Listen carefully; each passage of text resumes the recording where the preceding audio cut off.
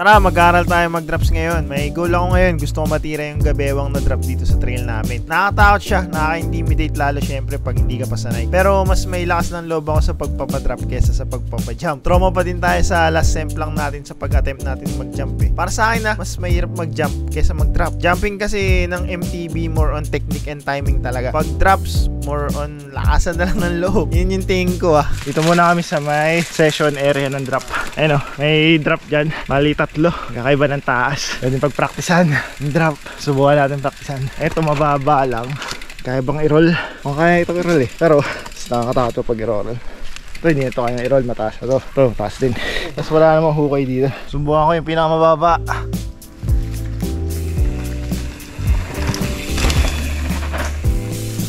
Ay, easy.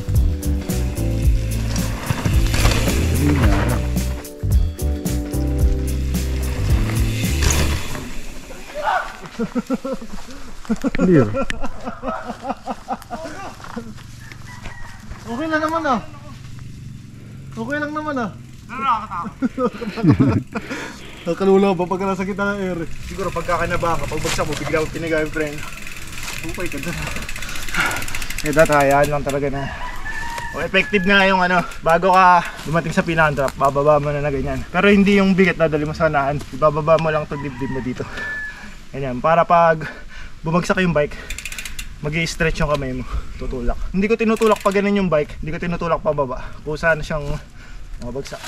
Yung technique na yun, effective lang yun sa mga drops na kagaya nito. Walang gap o walang hukay na huhulugan bago mag-landing. Simula sa run-in, hindi ka mabibitin ng speed. Tsaka flat ang dulo kaya hindi need mag-pop. Walang sasabit. Nung una, ang setup dito yung mataas lang na lampas bewang. Ayaw ko tirahin yun kasi nakakatakot. Hindi ko pa alam ang feeling. Buti na lang nilagyan na ng maliit at medium. Yung pinakamababa, wala naman danger kaya kahit magkamali, hindi sobrang tindi ng pwedeng mangyari. Tapos may medium pa, bale progression ng diskarte para safe ang pag-aaral natin. Mahirap pag bibiglayin mo agad eh, delikado. Sabi, wag ka daw magbabunny hop, papataluin na ganyan kasi yung bagsak nun, mas malakas yung impact pagka pinatalon mo pa. Dapat patawidin mo lang, may receiver naman.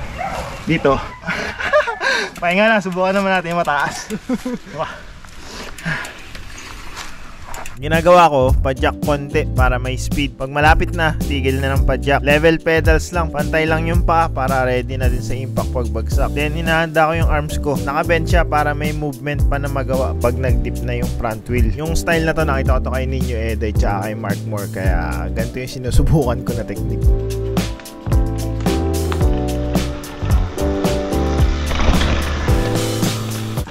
J-box! Ano ba? Nga lang. Pero hindi ka na rin bumatak rin, ano eh? Hindi ka na talaga pabatak. Ano lang, speed lang talaga. Speed lang, tapos itatawid ka lang. Delikado pa kasi pag babatakin. Pakita mo kung gano'ng kataas yung hindi kasi halata eh, tingnan mo. Oh? Bewang. 6-footer po ako, 6-footer. Yung magkakaiba nito, ganyan lang oh. Isang tangkal lang oh. Eto. Tuhod. Ayan, dito tayo ni Buknoy. Yo! Sige. Uy, Hindi sasabit oh. Tapos nakababa yung pedal mo no? Nakalimutan mo, nakababa pala yung pedal mo. Wow! Pwede.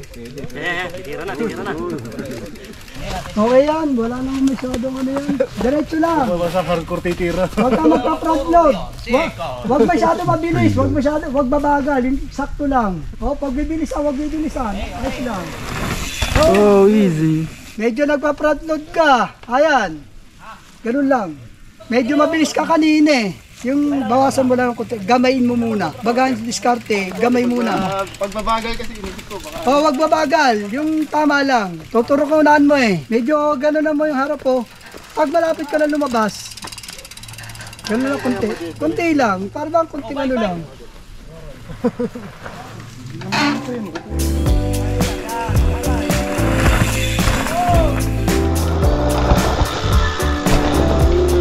Okay na yung drop mo. Nice.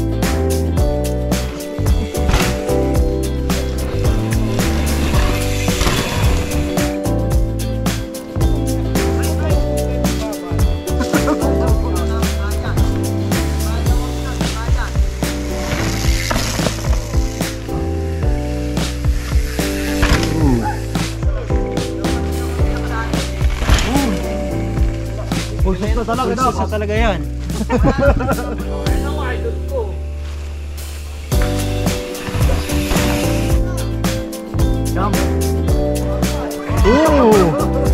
Ooh.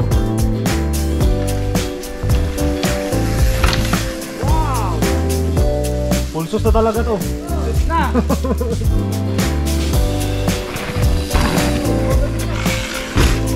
Sen TV, like and subscribe.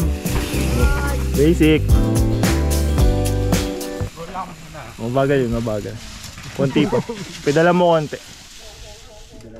Hindi, doon ka palang pipedal. Pero pag nandiyan ka na, i-dediretso mo na yung ano mo. Re-ready mo na yung pedal mo. Kaya lang, magagawa mo lang yan. Kapag ka nakaganon ka. Kaya na mabagal pero mas smooth eh pagka ano eh. Pag may speed na. Papatawidin mo lang, testingin mo kung walang gagawin. Naka-center lang sa bike. Oh. Ha? Wala kang gagawin, tatawid ka lang na ganun. Enough speed lang, enough speed. Ha? Hindi nga eh. Hindi yan babagsak agad, basta mabilis ka. Pero unang tatama yan, pero unang tatama sa lupa. Pero sunod na agad yung likod. Parang hindi mo rin ramdam na Pagka nagpreno ka, tutusok na ganun. mahuhukay ka na. Huwag kang magpepreno, doon ka na magpepreno sa pinakambaba. Simula dito, wala ka nang peprenohan dyan. Doon na sa pinakambaba ka hawak sa preno. Huwag mong isipin yung ano yung ganyan. Hindi mo naman niroroll, papatawidin mo lang. Sige, Speedan mo lang. speedan mo lang. Oh, dyan pwede ma-apply yung speed lang. Dyan, kahit wala kang gagawin. Doon ka naman may meron. Huwag mo lang ililin. Pagkababa mo doon. Speedan mo lang. Ang iisipin mo na lang, yung pagbagsak mo dapat prepared ka. Na hindi ka magugulat na biglang bumagsak yung bike. Ang alas wala rin namang airtime eh, sandali lang. Yun! Salamat, tatapang na ito. Natapang na yun, nakawal na. Ganun naman talaga eh. Anong masasabi mo? Parang ano? Wala lang. Easy. Doon ka nakapit sa taas! Easy nga lang, promise.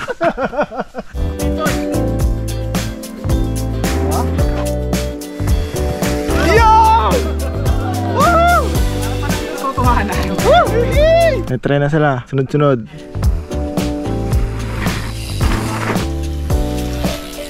Siya ba sa ng bike mo, kuya?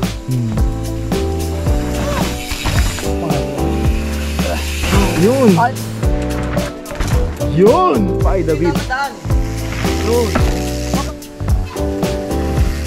Yun!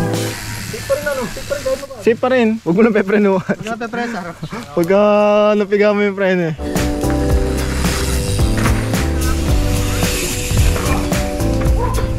Relax ka kasi, relax ka lang.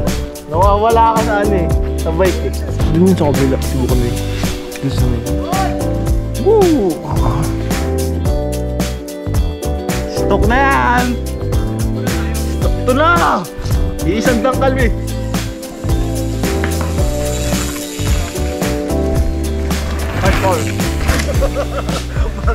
Mark 4!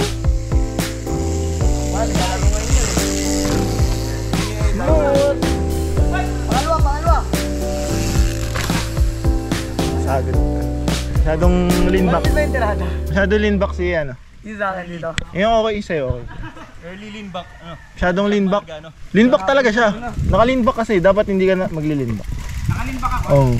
Kaya parang na ano ka, nawawala ka ng balance eh. Naka-lean back ka. Gitna ka lang, testing mo, gitna lang sa bike.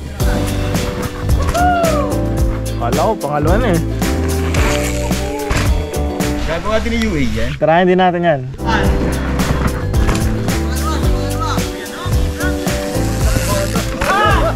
Hindi, nakadiretso yung ano niya eh. Nakadiretso yung kamay mo kasi. Kaya ka parang tumatapon na ganun.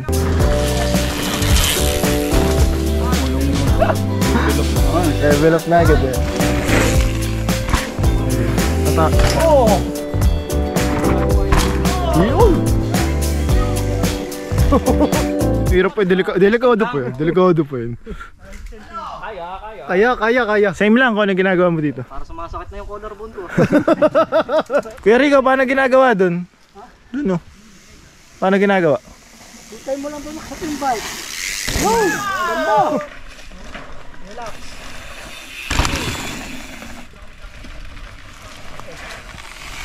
Ito na, susubukan na natin yung pinakamataas. Nakaipon na tayo ng lakas ng loob.